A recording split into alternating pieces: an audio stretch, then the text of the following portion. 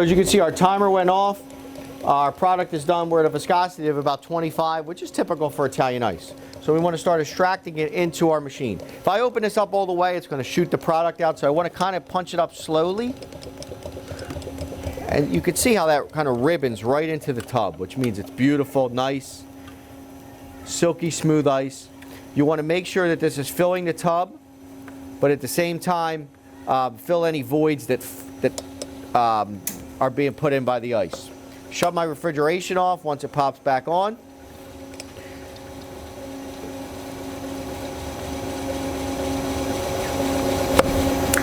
And if I get another, I might have to be able to get another tub out of this. Or not, a little bit more of a tub. Can you move that in, please?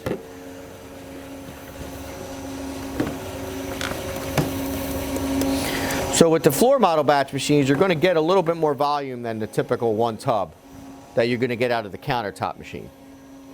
You could use this to fill quarts, pints of ice that you could sell in your store wholesale, or you could put them in a display freezer, grab and go freezer. The key to when the ice is, I'll show you. You want to make sure you're leveling the tub, because any peaks and valleys when the ice, the juices are going to separate and you're going to see them pool. So you want to make sure it's nice and level. So when you're pretty much crawling out, we could shut her down, shut our dasher off. Just check to see if there's any other product in there. And like I mentioned about this machine, look how clean that barrel is. All our product is in our tub. So when our product comes out, we want to make sure we smooth it. Look at the smoothness of that ice. Nice colored, perfect temperature. You're going to serve this ice at probably anywhere from 12 to 18 degrees, depending on how much sugar you're going to put into it.